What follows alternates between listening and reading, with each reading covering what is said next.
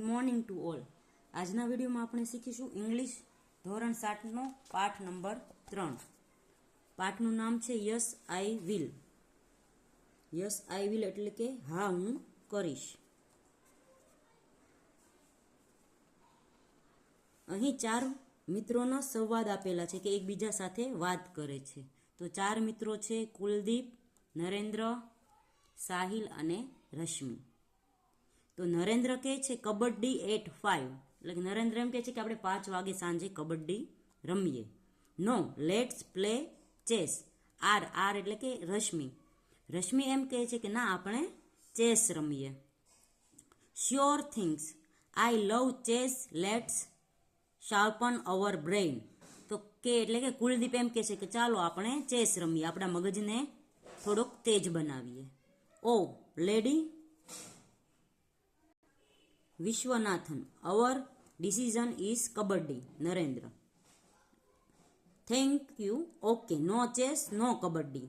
Go for berries in my farm. Rashmi એવું કહે છે કે કબડ્ડી નથી રમવી અને ચેસય નથી રમવી. Not today berries on Sunday full day I will bring chaat masala. Sahil કહે છે. તો સાહિલ કહે છે આજે બેરીઝ ખાવા નથી જવું, આપણે રવિવારે જશું પૂરો દિવસ. બટ ટુડે મોન્જિન્દ્રા. તો નરેન્દ્ર ગુસ્સામાં કહે છે તો શું આજે આપણે મંજીરા વગાડશું. Cool down angry bird we will play kabaddi they will play chess how was. તો સાહિલ એમ કહે છે કે ભાઈ આપણે કબડ્ડી રમીએ અને તેઓ ચેસ રમશે. Fine I do agree. Rashmi please. Narendra કહે છે કે ભાઈ ચાલો હું આનાથી એગ્રી છું કે અમે ચેસ રમીએ અને અમે કબડ્ડી રમીએ અને તમે ચેસ રમો. Okay you pull legs will be with kings and queens. તો કે તમે એકબીજાના પગ ખેંચો, અમે રાજા અને રાણીથી રમીએ. હવે તેમાંથી પ્રશ્ન પૂછવામાં આવેલા છે. Now answer the questions. First question છે હુ વોન્ટેડ ટુ પ્લે કબડ્ડી.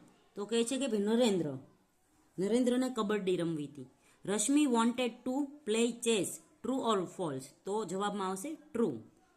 થર્ડમાં છે Rashmi and Kuldeep will play chess. Read and enjoy. હવે અહીં એક પેસેજ આપેલો છે, ફકરો આપેલો છે, તે વાંચવાનો છે. Yesterday was Sunday. તો કાલે રવિવાર હતો. Shivani went on a picnic with her family. Shivani vent એટલે ગઈ હતી. ક્યાં ગઈ હતી? તો કે પિકનિકમાં તેની ફેમિલી એટલે કે તેના ઘરના લોકો સાથે. Her friend Neetu also vent with them. Any friend Neetu છે તે પણ તેની સાથે ગઈ હતી. They went to a picnic place near the lake. તે ગયા હતા, ક્યાં ગયા હતા? પિકનિક પ્લેસ કયું હતું? પિકનિકની જગ્યા હતી નિયર ધ લેક એટલે કે તળાવની પાસે. The children set near the lake. Set એટલે કે બેસે છે. તો છોકરાઓ તળાવની પાસે બેઠા છે. નીતુ સેડ. તો નીતુ બોલે છે. The water is clean.